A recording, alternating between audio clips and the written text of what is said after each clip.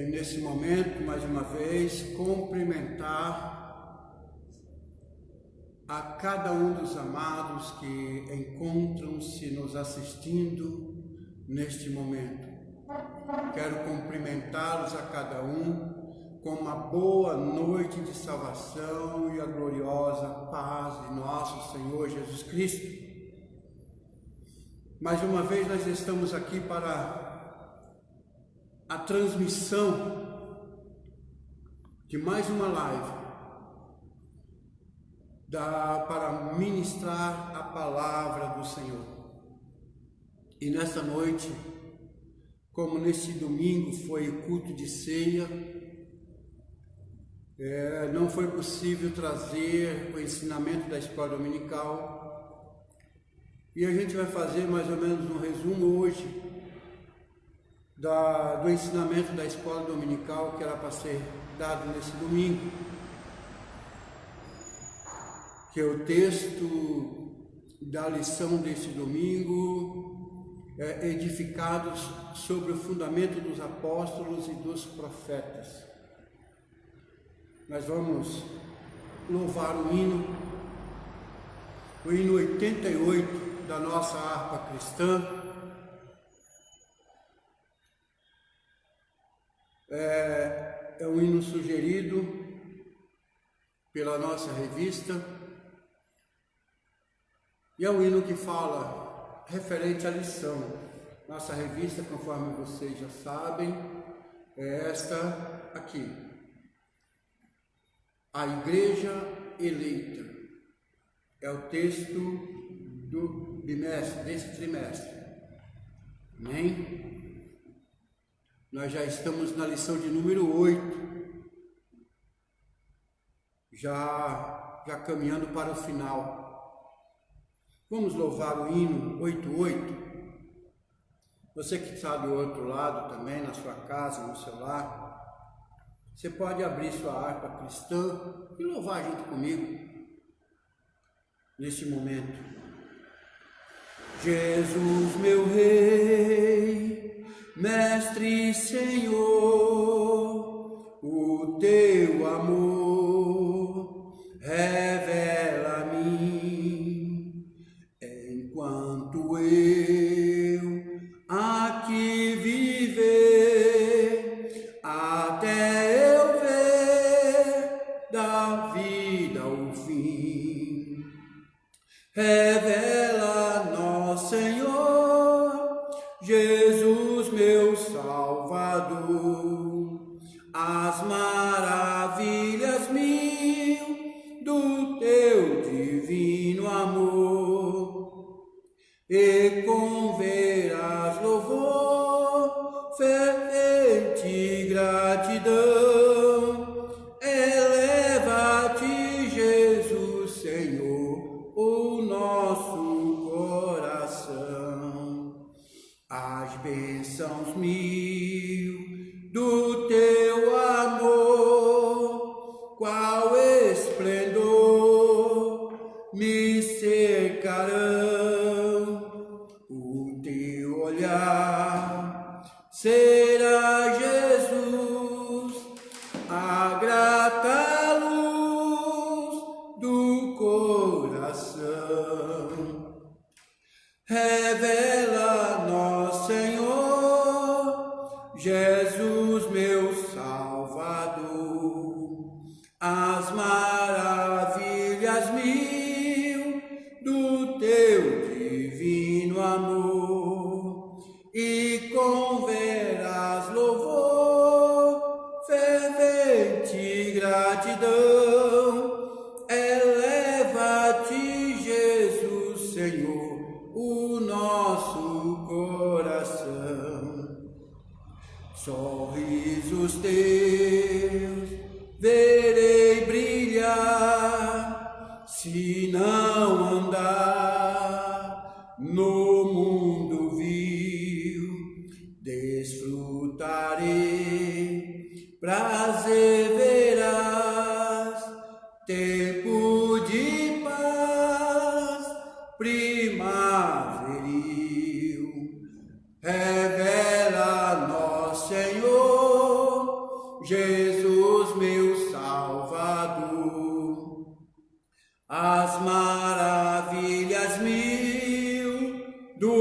teu divino amor e com veras louvor, fervente gratidão, eleva-te, Jesus, Senhor, o nosso coração. E quando for no céu morar e descansar dos dias meus, feliz viver, receberei de ti, meu Rei, meu Santo Deus. Revela-nos, Senhor, Jesus, meu Salvador, as maravilhas mil do teu divino amor, e com veras louvor, fervente gratidão, eleva-te, Jesus, Senhor, o nosso coração. Aleluia, Jesus, glória a Deus. Esse hino tem na terceira estrofe, ele na parte A da terceira estrofe diz assim: sorrisos teus verei brilhar, se não andar no mundo vil. Desfrutarei, prazer verás, tempo de paz primaveril. Se nós não andarmos no mundo vil, no mundo de horror, esse andar no mundo de horror é fazendo as coisas que o mundo faz. É isso aí que fala andar no mundo vil.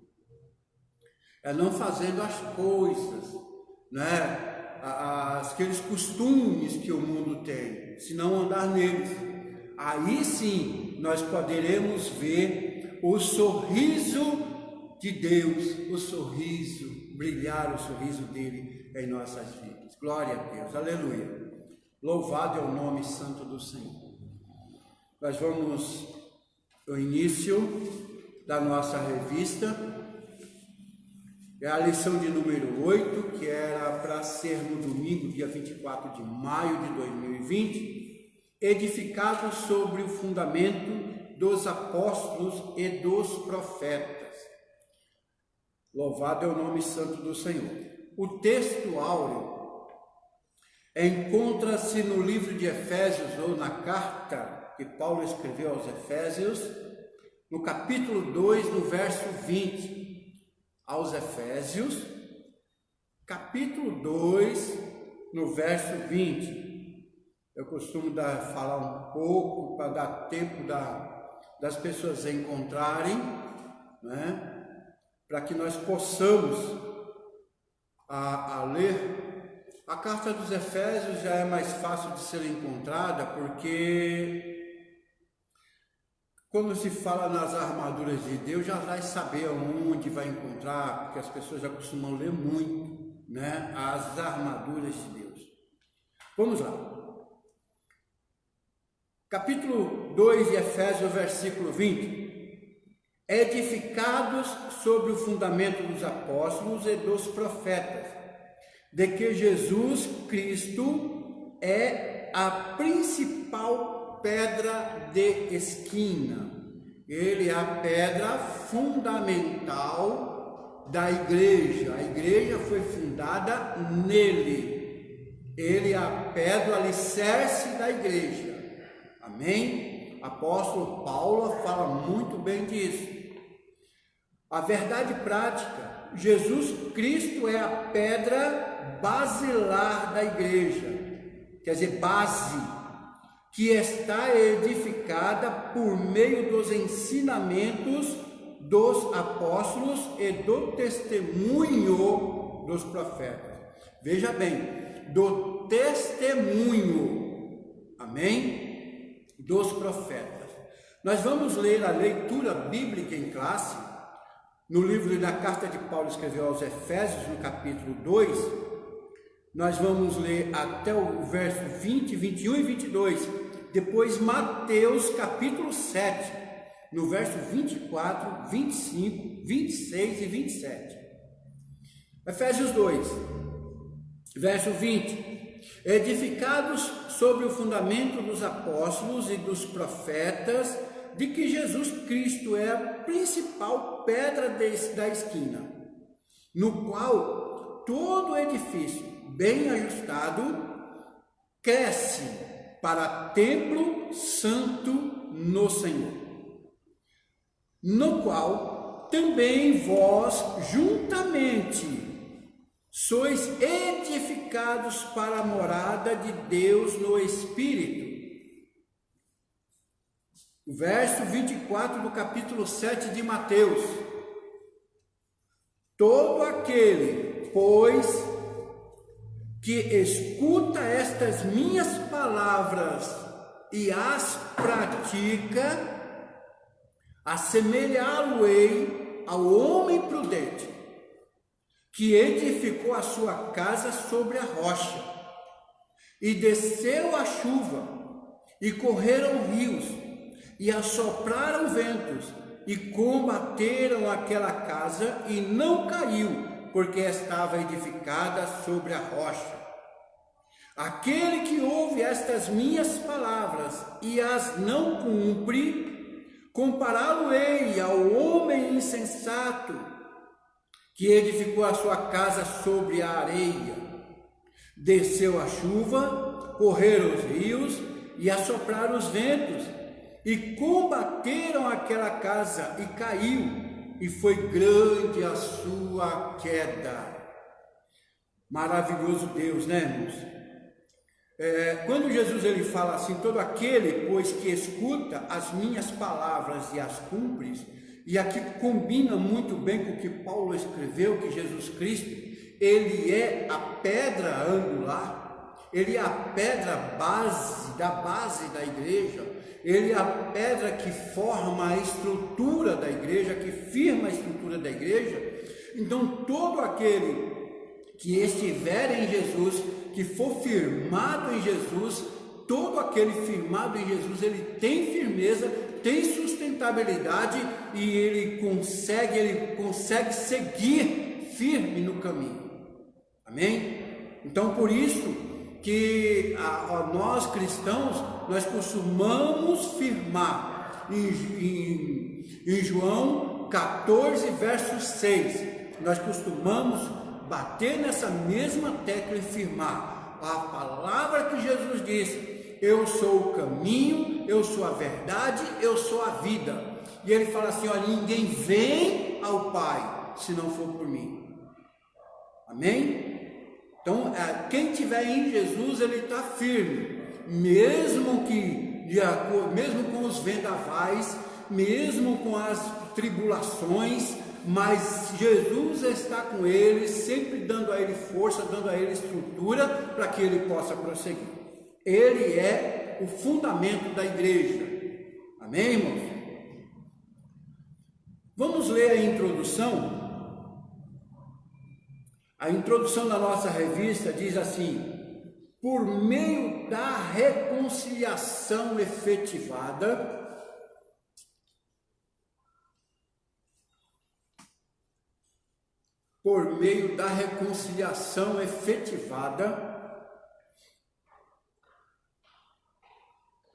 na cruz, Cristo formou a igreja. O apóstolo Paulo a compara com um edifício em construção. A pedra angular dessa edificação é Cristo, e o fundamento é a doutrina dos apóstolos e o testemunho dos profetas. Assim há o propósito divino do que sejamos o templo santo do Senhor, a morada do Altíssimo. Nessa lição estudaremos cada um desses aspectos. Edificados sobre o fundamento dos apóstolos e dos profetas, de que Jesus Cristo é o principal pedra de esquina, na qual todo edifício bem ajustado cresce. para templo no Senhor, no qual também vós juntamente sois edificados para a morada de Deus, para a morada do Espírito Santo, para a morada do nosso Senhor Jesus. Ele fala que ele veio em nós fazer morada. Ele falou que quando ele disse que ele ia ao Pai e não ia deixar nós órfãos, que ele enviaria o Espírito Santo para que estivesse conosco todos os dias da nossa vida. Ele estava se referindo a justamente isso, que ele enviaria o Espírito Santo para habitar dentro de nós, para habitar em cada um de nós, né? O tópico 1, um edifício espiritual. O santuário judeu. Nós vamos falar um pouco agora do templo. O templo que foi construído por Salomão, que estava no coração de Davi construir, mas Deus não permitiu que Davi construísse, porque Davi foi um homem de muitas guerras. Davi, ele tinha muito sangue nas mãos, foi o que o Senhor falou para ele, mas que Deus honrou a Davi quando ele falou que Salomão, seu filho, construiria o templo. E isso aí, Davi guardou todas as riquezas, foi acumulando os bens, acumulando muitas coisas para a construção do templo. E ele deixou para Salomão, já bem adiantado, tudo. Salomão, já quando pegou o reinado, Salomão já pegou o reinado de paz, já não tinha mais aqueles inimigos lutando e guerreando, né? E aí, com isso aí, Salomão teve a oportunidade de construir esse templo, e foi um templo magnífico. Diz aos escritores que não se ouvia barulho de martelo, não ouvia barulho de nada na construção do templo, de tão perfeito que foi o trabalho ali, né? Amém? O santuário do judeu, o templo em Jerusalém, era símbolo de exclusividade, exclusivismo de Israel, como povo de Deus. Lá em 1 Reis, capítulo 8, verso 16 até o 20, você vai ver essa referência. A proibição dos estrangeiros acessarem o templo era um motivo de inimizade entre judeus e gentios. Ao reconciliar ambos os povos, Cristo aboliu as leis cerimoniais, desfez a inimizade entre eles e formou uma nova humanidade, a igreja. Assim, o templo judaico perde sua relevância em um novo conceito de santuário e é apresentado. Um novo conceito de santuário ele é apresentado. Nós sabemos que para os judeus o templo de Jerusalém representava o centro de adoração a Deus, né? E somente eles detinham esse monopólio sobre o templo. Havia uma área denominada no pátio dos gentios, com aproximadamente 900 metros. Esse espaço ficava em torno do templo, em volta do templo. Ou seja, os gentios não podiam ultrapassar esses limites. Essa separação entre os judeus e gentios quanto ao templo e o direito de se aproximar perante o Senhor foi motivo de hostilidade por ambas as partes. Os judeus se sentiam superiores aos gentios e esses, por sua vez, se sentiam inferiores. É como dizer assim: só nós temos o direito, só nós temos a oportunidade de salvação. E isso aí constrangia, isso aí trazia às vezes revolta em muitos dos gentios. E Jesus ele veio tirar essa diferença.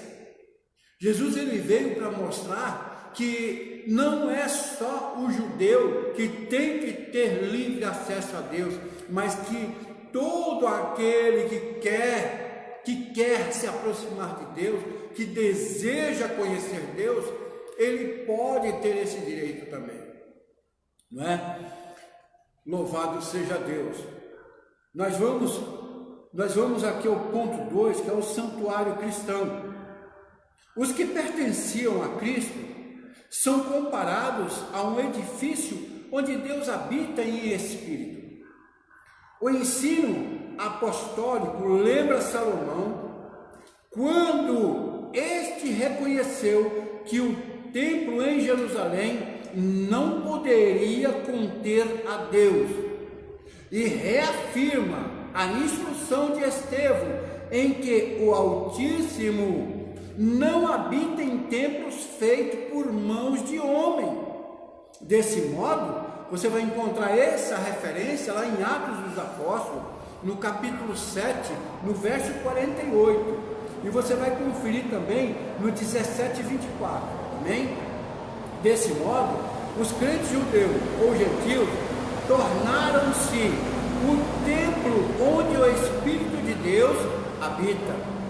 Nós vamos ver em 1 Coríntios, capítulo 3, verso 16, em que eles são pedras vivas. Olha só, pedras vivas em um edifício espiritual. 1 Pedro, primeira carta que Pedro escreveu, no capítulo 2, no verso 5, Pedro relata essa referência.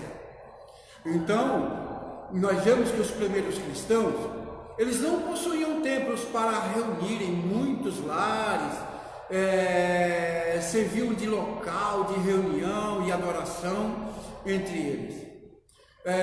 A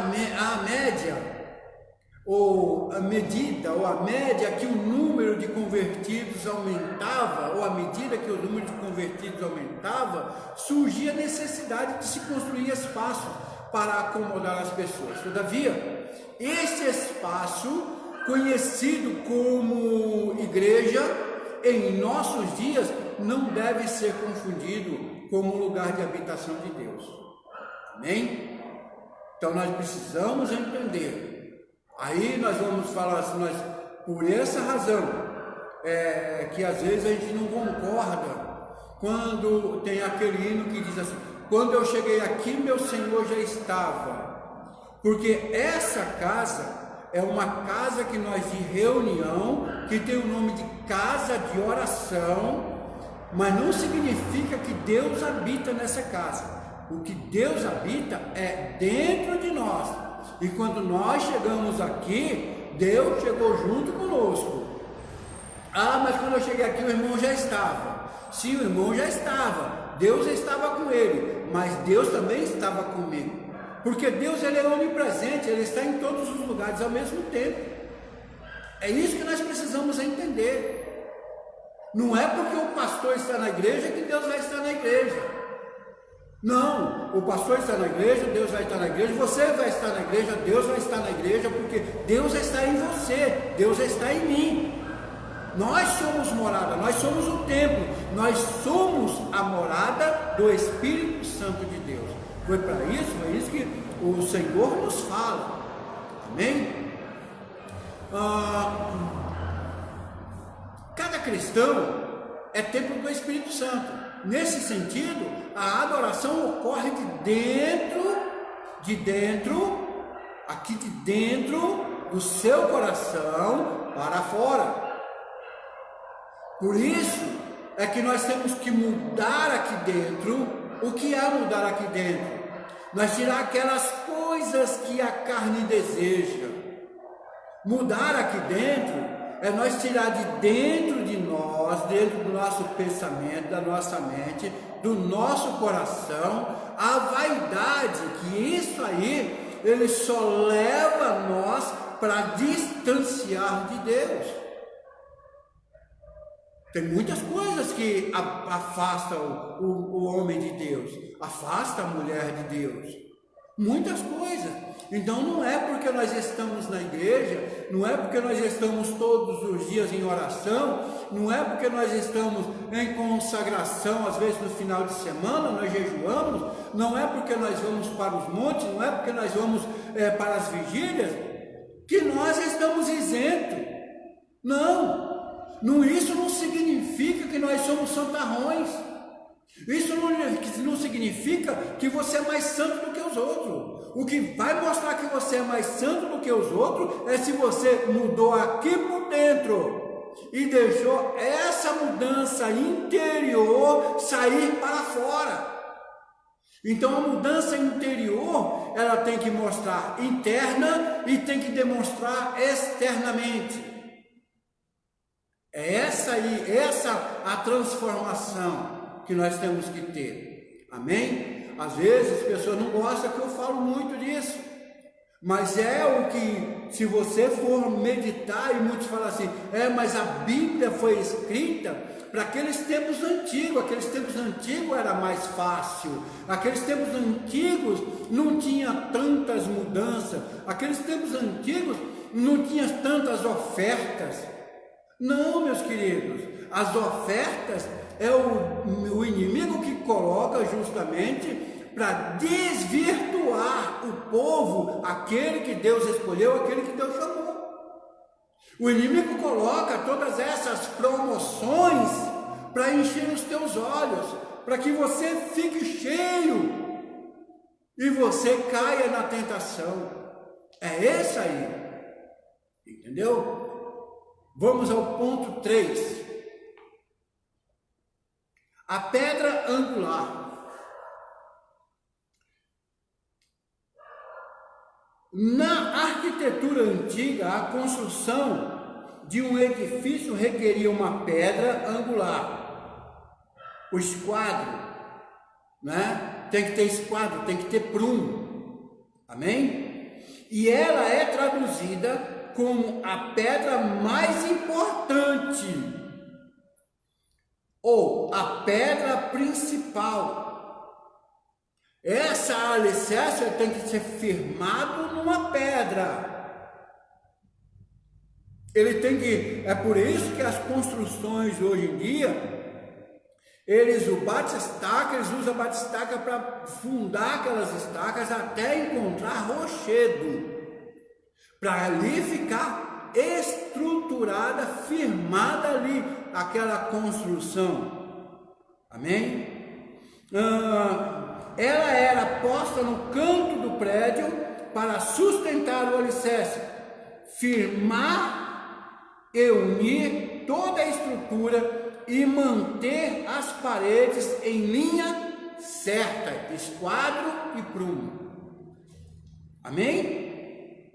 Para que se tenha uma ideia dessa dimensão, em uma das escavações no local do templo em Jerusalém, foi encontrado um monolito com cerca de 12 metros de comprimento. A pedra angular, ela era usada como base fundamental da construção de um edifício.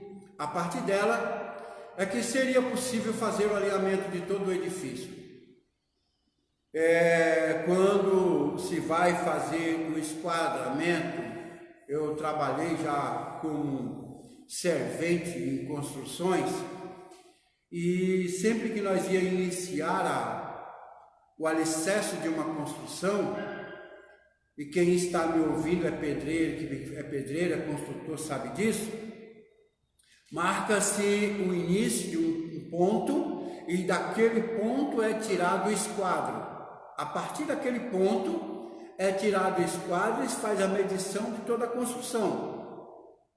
Porque a construção ela tem que ter esquadro, e ela dali desse esquadro é que ela vai ter nível, vai ter prumo também.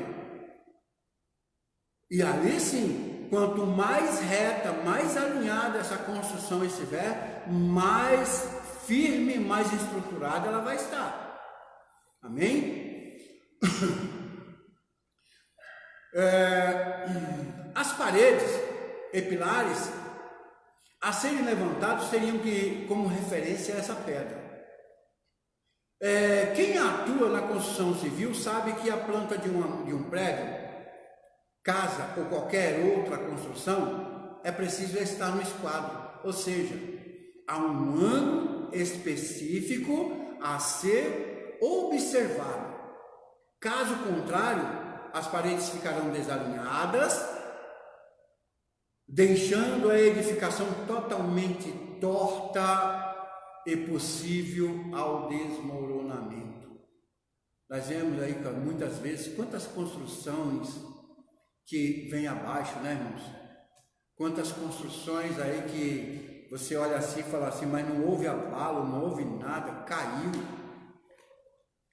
Aí diz, não, é material ruim, foi material, sim, tem tudo a ver, material, mas tem tudo a ver o planejamento da sua alvenaria, da sua fundação, tem tudo a ver, amém?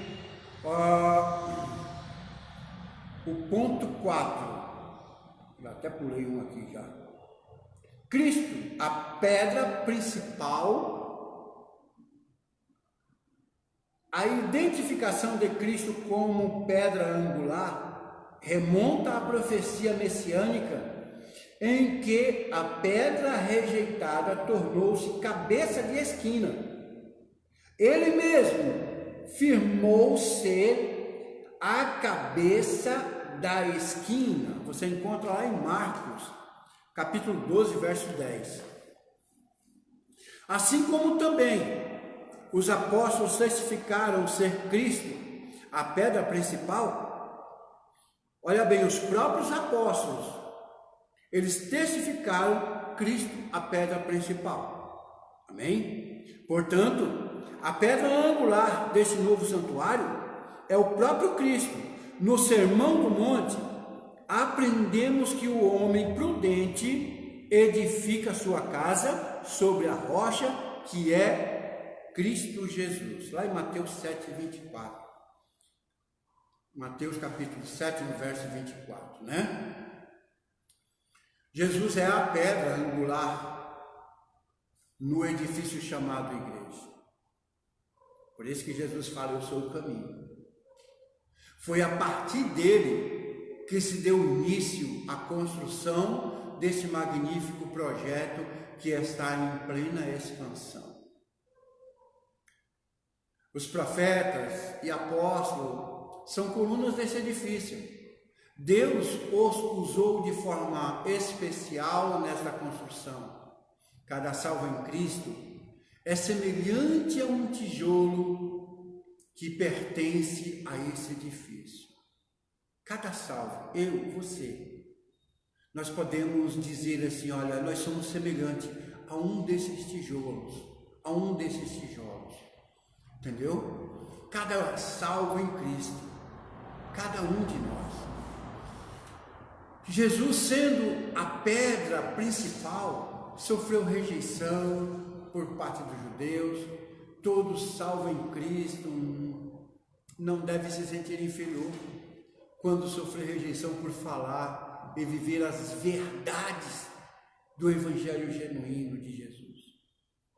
Irmãos, é muito complicado que nós falamos assim, mas é muito fácil a gente falar que nós não devemos nos sentirmos machucados, magoados ou chateados, porque Cristo sofreu muito mais do que nós. Mas é justamente isso. Essa transformação que eu falei agora há pouco, que tem que ser de dentro para fora, é a mudança interna. Essa mudança é aqui, ó, dentro. E quando você muda lá dentro, quando você se transforma lá dentro, quando você sente, quando você tem aquela transformação, aquela conversão verdadeira, você se irritava com certas coisas, você já passa a não se irritar mais.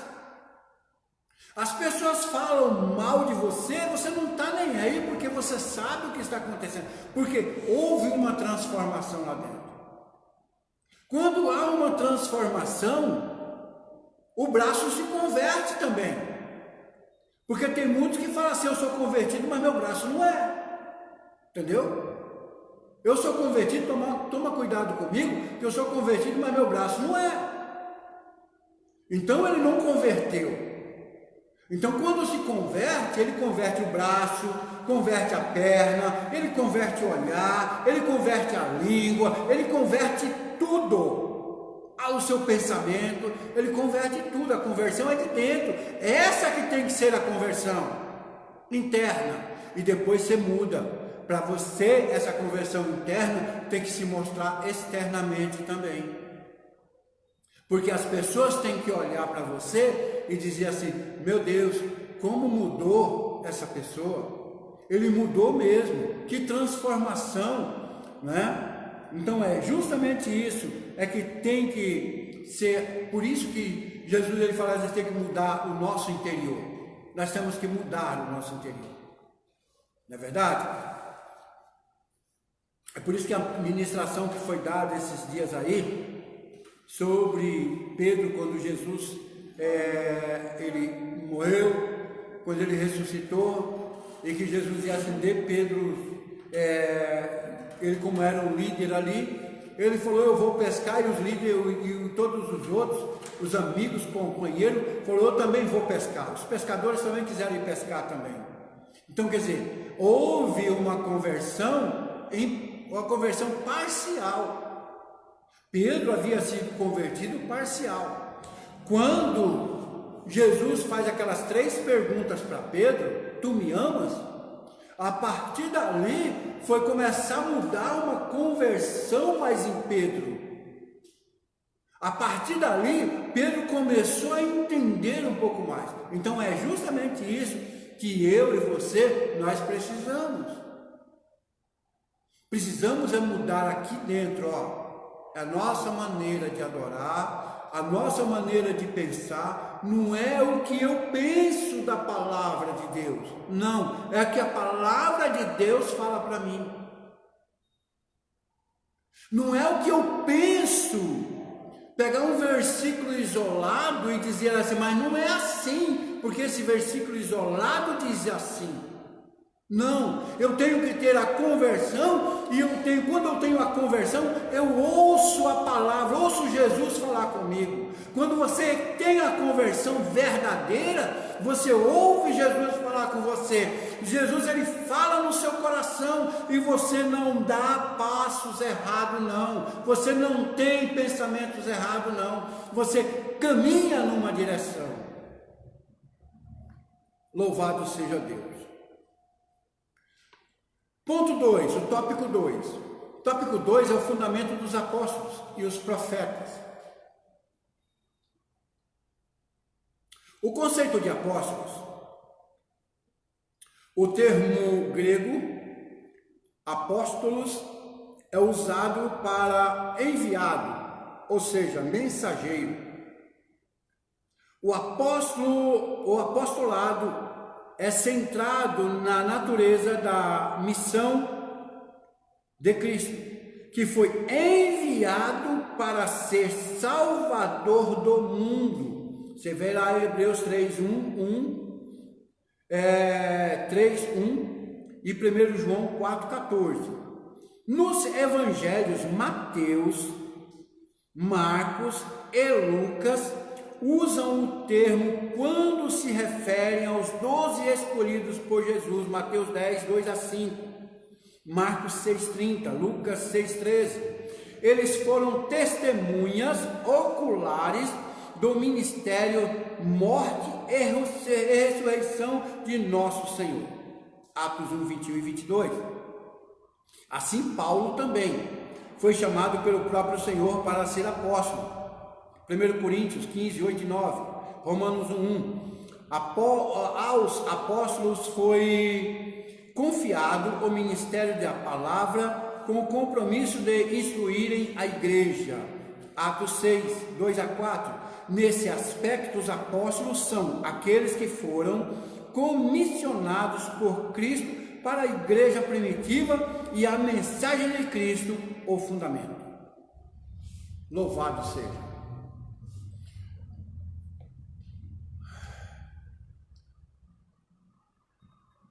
No grego, a palavra apóstolo significa enviado, nós vimos aqui, né? Enviado, Jesus, ele foi enviado de Deus para nos trazer a oportunidade da salvação.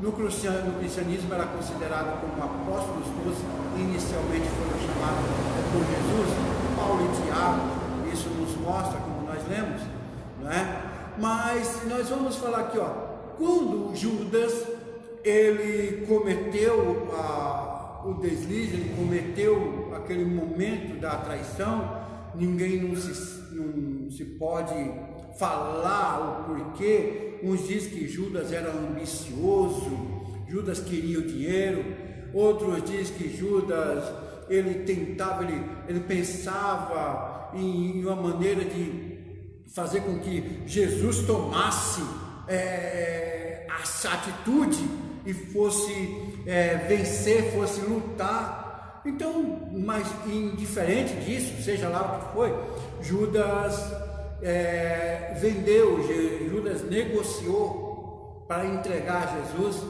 e dali nós sabemos a história. Judas suicidou-se, ele pesou na consciência dele, ele não se arrependeu, ele ficou com a consciência pesada, porque eu acredito que se ele se arrependesse e voltasse a Jesus pedindo perdão, Jesus teria perdoado, mas isso iria se cumprir a escritura que está escrita desde lá de Isaías, né? Mas no lugar de Judas foi lançado sorte sobre um dos discípulos que caminhava, estava sempre junto ali, Matias. Foi lançado sorte, a sorte caiu sobre ele, né? Lançando a sorte, saía sobre ele. Eles eram considerados as maiores autoridades. Pedro, João, enfim, todos os 11, eles eram considerados as maiores autoridades porque andaram com Jesus praticamente 24 horas por dia. Aprenderam, tiveram do lado a lado, todas as reuniões particulares de Jesus, estavam eles ali, né? Os seus escritos ensinam doutrinas e eram aceitos por toda a comunidade cristã, não é isso? Então, mediante tudo isso, nós vimos que foi levantado ali Matias, mas a única vez que a gente se ouve falar de Matias foi quando ele foi escolhido, caiu a sorte para ele. Então quer dizer que não era o apóstolo. Então eu começo a olhar assim, e o apóstolo, o 12º apóstolo, seria chamado depois. Na minha maneira de pensar, o 12º apóstolo é o apóstolo Paulo, porque o próprio Jesus o chamou. Então essa é a minha maneira de pensar, tá, irmãos? Eu não quero mudar, mas não quero dizer que essa seja o certo, não. Entendeu? Mas vamos lá. Nós não vimos nós falar de Matias, mas o que vemos há um tempo depois, logo depois em que o apóstolo Paulo tem um encontro com Jesus, quem é que nós começamos a ver agora, constantemente? O apóstolo Paulo. Mas vamos para frente, né? O ponto 2. Embora não se possa desassociar das pessoas o edifício de ocupação que ocupava, o que constituiu o fundamento da igreja, não são os apóstolos em si, mas a doutrina que eles ensinavam, ou seja, a escritura. Os apóstolos receberam a doutrina diretamente de Cristo. Assim como não se pode mexer na pedra angular depois de colocado o alicerce, igualmente o fundamento da igreja não pode ser violado. Acerca disso, o Senhor Jesus asseverou: as minhas palavras não hão de que passar. A Bíblia de Estudo Pentecostal retifica que a revelação dos apóstolos, conforme temos no Novo Testamento, nunca poderá ser substituída ou anulada por revelação, testemunho ou profecia posterior. Nós temos muitas pessoas que não concorda com isso, não concorda com aquilo, eu não concordo com a doutrina de Pedro, que era uma doutrina muito pesada, eu não concordo que Paulo, muitas vezes, não tenho eu que concordar ou discordar, eu tenho que acompanhar a palavra que nos é ensinada, eu tenho que seguir o que nos foi ensinado, porque o Senhor Jesus, Ele entregou para os seus apóstolos a doutrina para a igreja, para levar para a igreja, ele falou assim, ide, ensinai, pregai e ensinai a toda criatura, então foi o que o Senhor Jesus falou.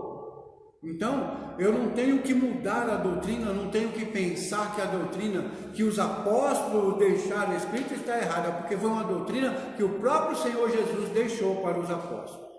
Amém? Jesus é a pedra angular, os apóstolos foram as colunas, nas quais ele confiou-lhes que fariam obras maiores que os apóstolos conviveram com Jesus desde o início do seu ministério. Isso aí é a Bíblia que nos mostra. Jesus chegava para e falava, vem comigo que eu vou fazer você pescador de homens. Então Jesus foi chamando, Jesus chamou um por um. Jesus escolheu a dedo, um por um dos seus apóstolos. Mas Jesus, outra coisa, Jesus não escolheu diplomatas. Não, Jesus chamou homens simples, trabalhadores, homens que estavam trabalhando. Ele não chamou homens ociosos, ele chamou homens que estavam trabalhando, lutando no seu dia a dia para ganhar o seu sustento.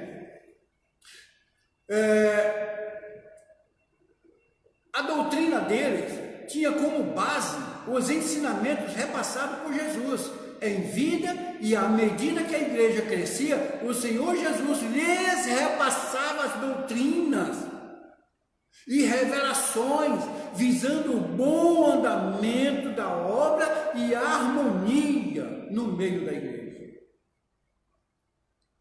Irmãos, nós vemos que quantas e quantas vezes nós lemos dentro da palavra do Senhor, e o Senhor trazia, e o Senhor revelava, e o Senhor falava, e o Senhor era com eles, e a igreja crescia porque o Senhor era com eles.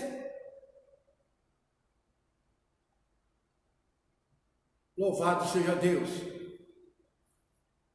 Vamos ao ponto 3. Eu quero correr, mas olha, a hora vai, viu? A hora vai rápido. O testemunho dos profetas. A palavra grega, profeta, significa o proclamador ou intérprete da revelação divina. A ordem da frase em Efésios 2:20, versículo 2, capítulo 2, verso 20, o apóstolo e profeta indica tratar-se dos profetas da igreja e não os do Antigo Testamento. Mais adiante, Paulo assegura que a compreensão do ministério ou do mistério que no passado estiveram oculto, de que os gentios tinham igual posição no corpo de Cristo e eram participantes da promessa, foi revelado pelo Espírito aos profetas do Novo Testamento. Assim, os profetas neotestamentários falaram inspirados pelo Espírito Santo. Perfazem o alicerce da igreja de Cristo. Louvado seja Deus. Há uma destinação entre os dons e ministério na nova aliança, não é? há o dom de profecia e há o ministério profético. Paulo, nesse ponto da carta, ele se refere àqueles a quem foi confiado o ministério profético.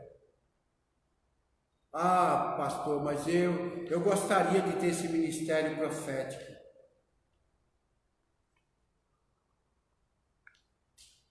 Você não sabe o que está pedindo, você não sabe o que gostaria de ser. Porque tem um preço, tem uma dificuldade. Ou acha que o profeta ele balança para lá e para cá, ou ele fica no comodismo. Não, o profeta tem vezes que ele não tem tempo para ele. Porque o profeta tem que estar sempre na busca. E é um trabalho árduo, muito árduo. Outra coisa, o profeta, ele tem que entregar o que Deus manda. Você já pensou, você chegar para um poderoso e dizer, bota a tua casa em ordem, porque você está em pecado. Bota a tua casa em ordem porque Deus viu a tua falha. Ou você acha que profetizar, profeta, é só para dizer assim, olha, você tem uma vitória que está para chegar, olha, você tem uma bênção que está para chegar, tal dia, quantos dias a partir de hoje? Quantas vezes o profeta, ele tem uma revelação de Deus, fala assim, olha, volta para a tua casa, porque você andou mal, ou fulano lá andou mal na minha presença, e assim para você saber que eu não estou contente com o que você anda fazendo, com o que o fulano anda fazendo, quando você botar o pé no portal da sua casa, o filho vai morrer. Profeta é isso, você quer ser esse profeta? Não é fácil. Não é fácil. Então, Deus, ele sabe quem é que ele chama para profeta. Quem é que ele chama para doutor. Quem é que ele sabe porque ele conhece. Não é aquele que quer ser profeta. Não é aquele que quer ser pregador. Não é aquele que quer ser cantor. Eu gostaria de ser cantor, eu queria. Mas você já viu como eu não tenho voz para cantar? E não tenho afinação, sou desafinado até para bater palma. Eu já vi que esse não é meu chamado. Não é? Então é isso. O apóstolo Paulo deixa-nos um exemplo de modéstia e visão do reino. Embora seja ele o maior escritor do Novo Testamento, ele não se vangloriava, antes reconhece a importância e a relevância do papel que for exercido pelos demais apóstolos e profetas. Você entendeu? O apóstolo Paulo, ele não se vangloriava. Mas presta bem atenção, o apóstolo Paulo foi um dos maiores pregadores, maiores ganhadores de alma, mas também quantas chicotadas ele tomou, quantas prisões, quantos naufrágios, cadeias, frio, fome, sede. Hoje nós temos um grande exemplo do apóstolo Paulo. Estava pregando, a pregação estendeu-se, um jovem cai lá do segundo andar, cai embaixo, morre. Apóstolo Paulo olha, vai lá, olha, fala, não se incomode, deixa ele aí. Mas já morreu, deixa ele aí. Apóstolo Paulo continua pregando, depois vai lá, faz a oração, levanta Eutico, e Eutico sai andando. Ele ressuscitou Eutico.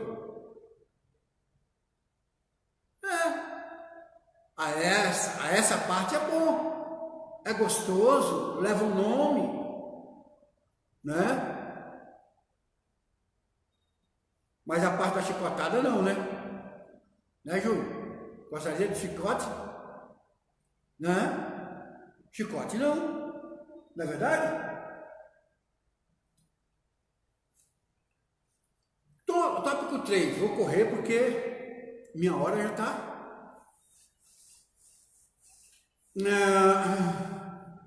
E ele mesmo deu uns para apóstolos, outros para profetas e outros para evangelistas. Glória a Deus. Edificados para a morada de Deus. O edifício bem ajustado, a expressão do todo edifício bem ajustado cresce e indica um processo contínuo de desenvolvimento dos crentes, assim como todas as partes do edifício precisam estar harmônicas. O crescimento da igreja também depende de tudo ser bem ajustado a Cristo. Nessa caminhada, o salvo comporta-se como um filho obediente e passa a evidenciar o fruto do Espírito. Olha bem, filho obediente, ele tem que se comportar, todo crente ele deve se comportar como filho obediente, certo? O desenvolvimento prossegue até alcançar a medida completa de Cristo, pois todo crente bem ajustado torna-se templo santo no Senhor. A gente, valendo-se da metáfora da construção civil, todas as colunas, vigas e paredes precisam estar devidamente ajustadas. Nós temos aqui várias colunas, nós temos aqui algumas vigas, e nós temos vigas, muitas vezes, que não precisa, embora tenha um espaço muito longo entre uma coluna e a outra, não precisa ter coluna no meio. Mas por quê? Porque essas vigas foram dimensionadas para ter um longo espaço livre, um vão livre. Elas foram dimensionadas para suportar o peso que está sobre ela e ela não ceder. Então é tudo dimensionado. Amém? Então precisa ser ajustado. Um erro de cálculo ou um pequeno desvio pode comprometer toda a construção. Uma coluna, vamos supor, uma viga, vamos supor de 60 por 40, você faz uma viga de 8 metros de vão livre, e essa viga você coloca 2 cavaletes, o construtor vai saber que eu estou falando, dentro dos seus ferros, dentro da sua estrutura de ferro, você coloca 4 cavaletes, mas você coloca esses cavaletes em uma bitola de ferros, que tem que ser essa bitola de ferro para essa estrutura. Se ele colocar uma bitola mais fina, é evidente que essa estrutura ela não vai aguentar, ela vai trincar, ela vai ceder. Tudo isso é bem planejado. Amém? Então, sob a ótica espiritual, Deus foi o arquiteto, Jesus a pedra angular e o Espírito Santo o mestre de obras. E cada crente é participante dessa construção. Alguns são tijolo, outros são pisos, outros são colunas, outros são vigas. Enfim, somos um edifício vivo no qual Deus habita. Aí, você olha muitas pessoas às vezes, ele está numa função e de repente a pressão vem em cima dele. A pressão vem em cima dele, ele chega a falar assim: eu não quero mais saber disso, eu vou entregar. Eu vou entregar porque eu não quero mais saber disso, isso não é para mim, eu não aguento essa pressão. Você foi chamado no lugar errado. Então, quando o Espírito Santo chama, quando Deus chama, quando Deus levanta, Ele levanta para o lugar certo. E esse é o grande perigo, meus queridos. Isso é o grande perigo. Tem muitas pessoas, muitos irmãos, que eles correram atrás de uma consagração. Eles correram atrás. Eu vou ser pastor, eu não vou ficar aqui não, porque aqui eu sou diácono, não passo de diácono. Eu lembro de um ano passado, quando o meu pastor, que já dorme no Senhor, ele consagrou um irmão que era um diácono de primeira categoria, um diácono que ele era todo atencioso na porta da igreja, ele não deixava nada a desejar. Aí foi consagrar ele ao presbitério, perdeu um diácono e perdeu um presbítero. E isso aí, se não é, às vezes, muitas pessoas vai consagrar alguém, porque esse alguém ou tem um poder aquisitivo melhor, ou porque esse alguém é muito amigo de pessoas lá influentes, ou esse amigo, essa pessoa tem uma boa conversa e acha que nós estamos nos últimos dias, irmãos, que hoje ninguém quer subir a escada degrau por degrau. Hoje, quando você entra, uma pessoa aceita Jesus hoje, porque ele tem uma desenvoltura um pouquinho melhor na palavra, ele começa a ter um entendimento melhor na palavra. Com pouco tempo, essa pessoa, alguém já quer levar ele ao presbitério, ao pastorado, até ao evangelista. E aí muitas vezes essa pessoa vai e se perde. Eu conheço muitos desviados, muitos que estão afastados dos caminhos do Senhor, que foi consagrado fora do tempo e não aguentaram a carga, porque foi o homem que consagrou. Amém? Louvado seja Deus. Ponto 1. Do tópico 3, eu já estou voltando para o tópico 1, tá louco? O edifício bem ajustado, não, é ponto 2, né? Tópico 1 ponto 1 nós já lemos. O templo santo no Senhor. Na antiga aliança, os gentios eram impedidos, irmãos, de adentrar ao santo templo. Caso descumprisse tal ordenança, sabe qual era a pena deles? Se o gentio ele ultrapassasse a área dele, ele era apedrejado, ele era morto, eles seriam mortos, eles não podiam passar aquela parte do templo. Então, onde havia aquela separação, aquela divisão.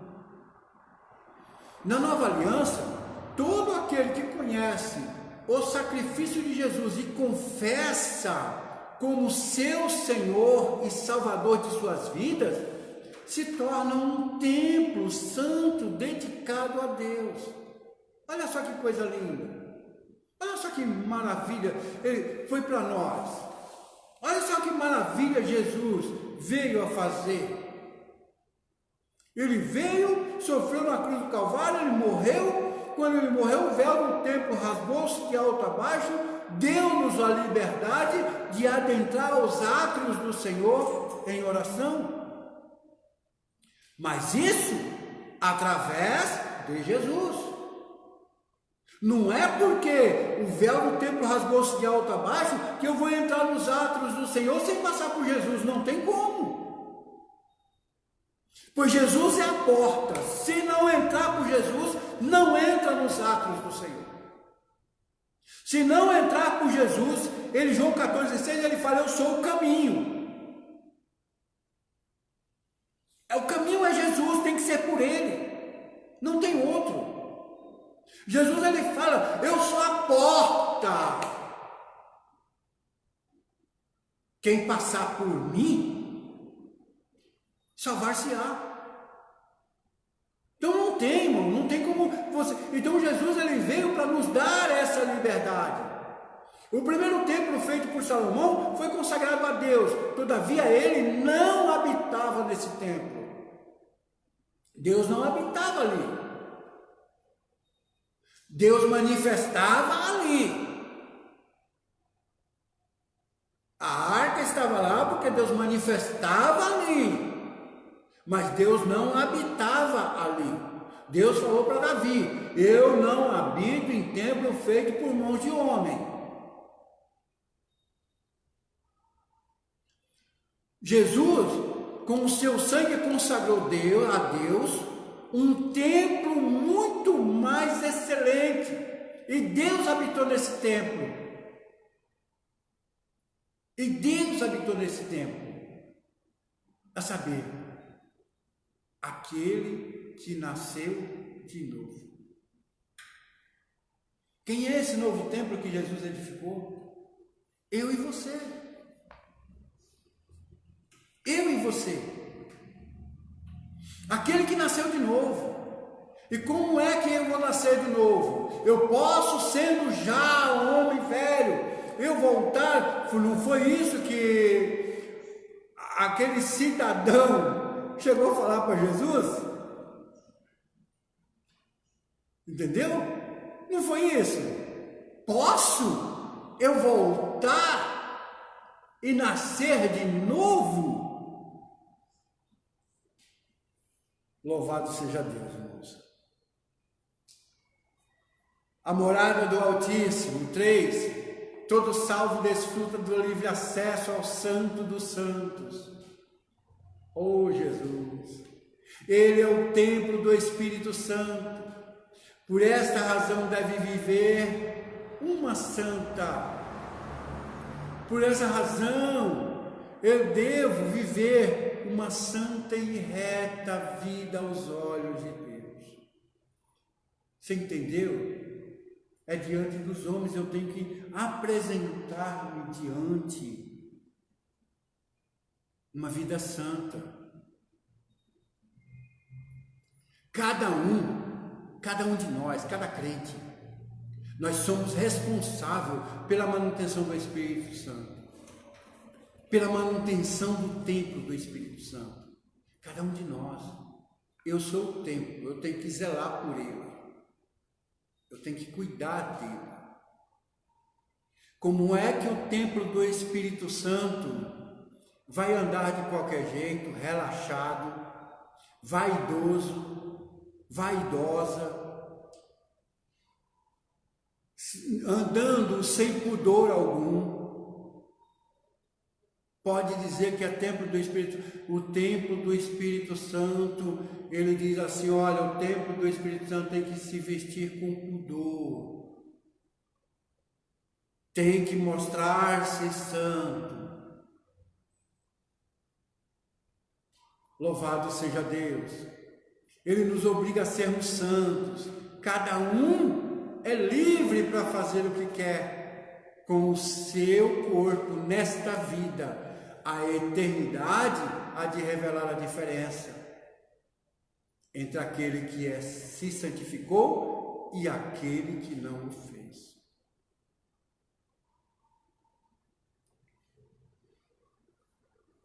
Você tem a liberdade, você tem a escolha, você escolhe. Você quer ser santo? Você escolhe. Ou você quer continuar sendo mundano? Você escolhe. Deus, ele fala assim: olha, ou seja quente ou seja frio. Porque o morno ficar em cima do muro, eu vomitar-te-ei da minha boca. Ou é crente ou é frio. Ou é quente ou é frio. Ou é crente ou é ímpio. Ou é crente ou é gentil. Então a pessoa escolhe. Ah, eu adoro Jesus, mas adoro outros deuses. Então você está em cima do muro.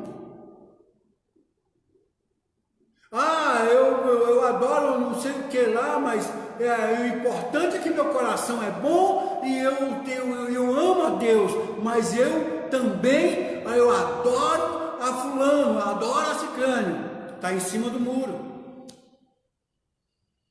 Porque o próprio Senhor disse, eu não divido a minha glória com ninguém. A minha glória é minha. Eu não divido.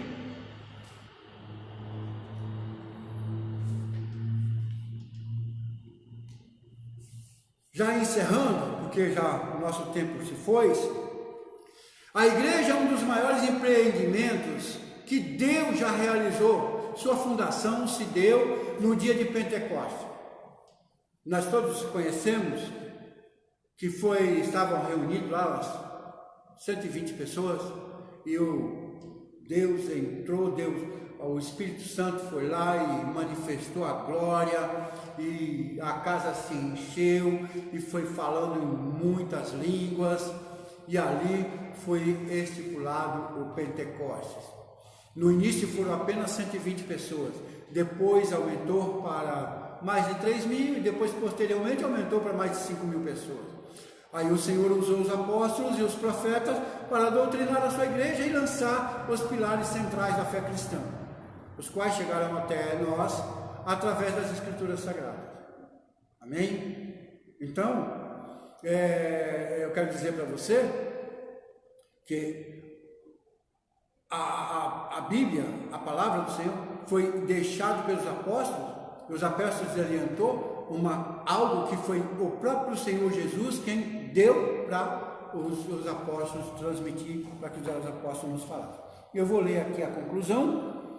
A comparação da igreja como edifício em construção indica que estamos em processo de aperfeiçoamento até que todos cheguemos à unidade da fé.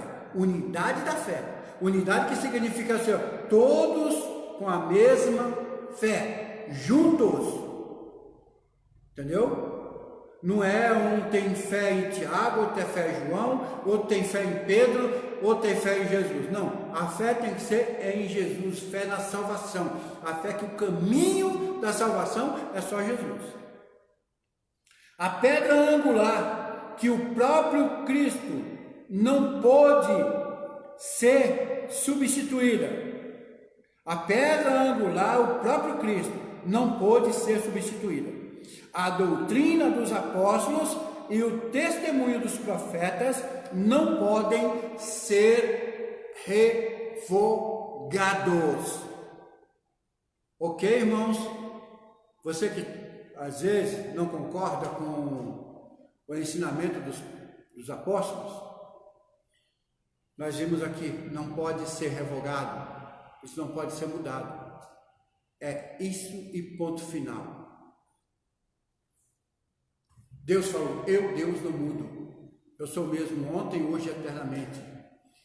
Hebreus, Jesus Cristo é o mesmo ontem, hoje e eternamente. Amém? Glória a Deus. Louvado é o nome santo do Senhor.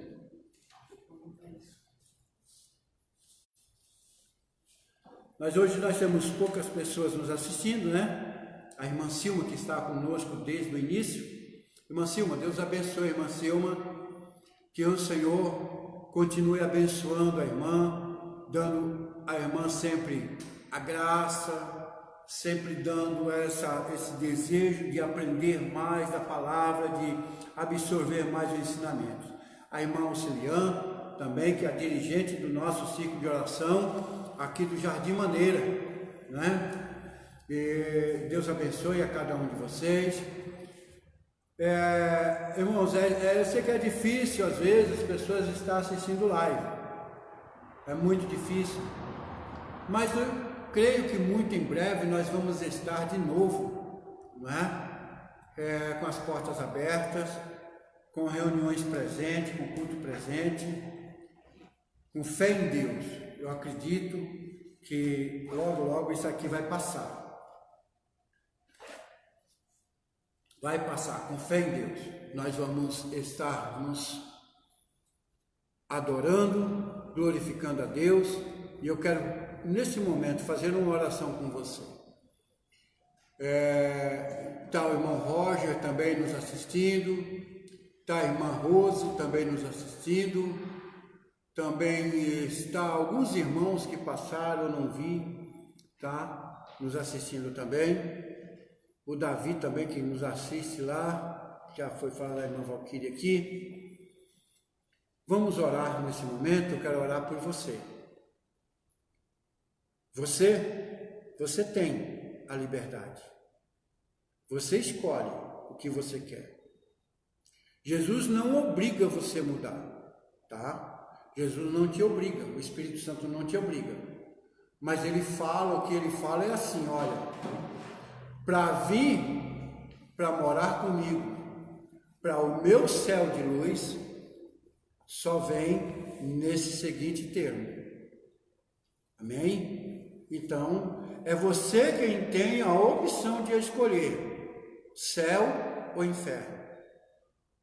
Não existe meio termo, não existe purgatório, não existe um momento que você morre e fica aguardando um momento para recuperar seus pecados, para ser perdoado. Não existe. Morreu, encerrou. Agora é a hora que nós vamos caminhar sozinho. Tá bem? Vamos orar. Maravilhoso Deus e eterno Pai, quero te agradecer por o Senhor me conceder, Senhor meu Deus, nessa noite, mais uma vez, ó Pai, a graça dessa palavra, por o Senhor nos orientar, por o Senhor nos instruir, Senhor. A palavra foi sua, a palavra é dada por ti, e aqui, Senhor meu Deus, nós transmitimos. Peço que cada um, Senhor, que venha assistir, Senhor meu Deus, esse vídeo. Ó Senhor meu Deus, que esse vídeo, Pai, que essa palavra venha falar no coração de cada um e trazendo entendimento. Aquele que estava com dúvidas, que ele venha a ser esclarecido cada vez mais. Eu peço ao Senhor, em nome de Jesus. Pai, leva-nos em paz e dá-nos, Senhor meu Deus, uma noite de paz a cada um. Abençoa, Senhor, essas vidas, ó Pai, que está nos assistindo. Senhor, aquele que está acometido de coronavírus, aquele que está, Senhor meu Deus, no hospital, peço ao Senhor nesse momento, estende a tua mão ali, Senhor, e cura, Senhor meu Deus, desse mal. Eu te peço, Senhor, em nome de Jesus, que o grande amor de Deus Pai, a graça do nosso Senhor e Salvador Jesus Cristo e as doces consolações do Espírito Santo seja com todo o povo de Deus, que todos digam amém, ô glória.